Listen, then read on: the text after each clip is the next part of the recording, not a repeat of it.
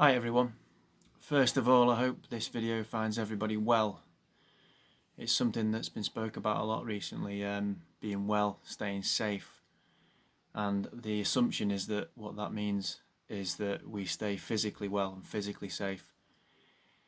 But this pandemic and the knock-on effects it's had, for me, when I look around, means that when I say I hope people are well, it means in every aspect, emotionally, physically, psychologically, mentally, because this is much more than just a virus, I guess, in the knock-on effects that it has. So I hope this finds people well as they can be in all of those different aspects.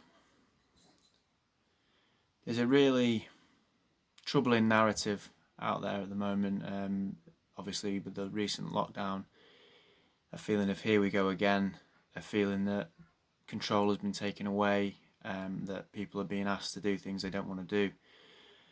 None more so maybe than in the education profession, in that your worlds have been turned upside down again.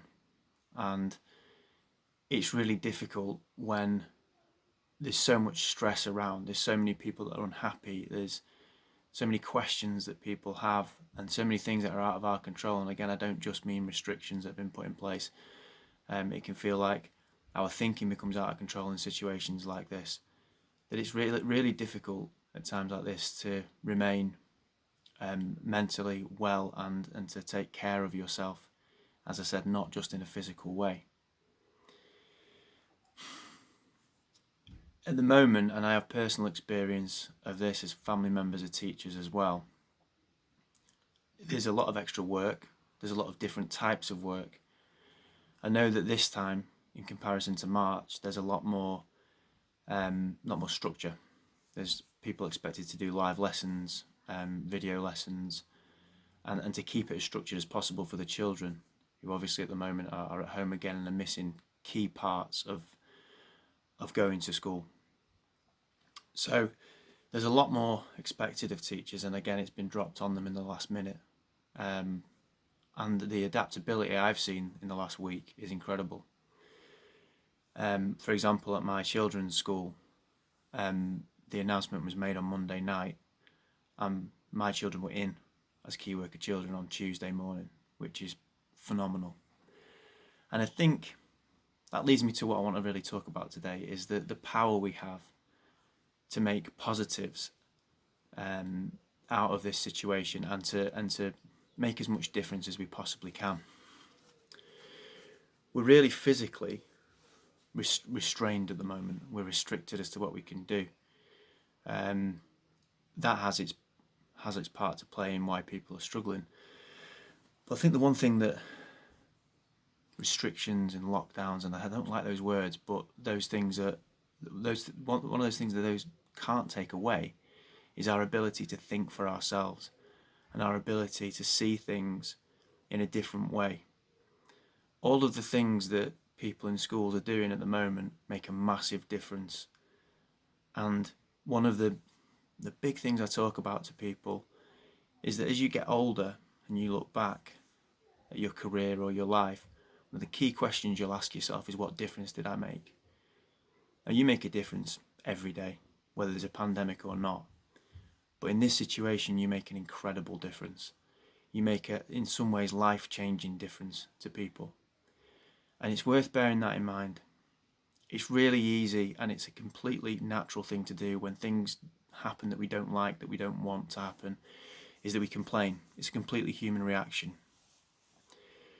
But what I'd want you to try to do is empower yourself. And what I mean by that is, when you're looking at a situation when you get home perhaps of an evening, and you might be thinking, or maybe you've been at home all day and you've been doing video lessons, and you're looking back on your day and you're thinking, I wasn't expecting to have to do this. I didn't expect that this would be part of what I do. This isn't what I signed up for. Try and flip it and think to yourself, what difference have I made today by doing that? How many people's lives have I affected by doing that? What skills have I showed that I probably wouldn't have had to show in my normal everyday life? It could take you 2 or 3 minutes to do something like this, but it's really important you recognise the difference you're making. because we can't change decisions that are made out of our control, but what we can change is how we view it. And I always remember, because it's not that long ago, I know an ICU nurse who, as you can imagine, in the last year or so has been incredibly busy, busier than she's ever been before.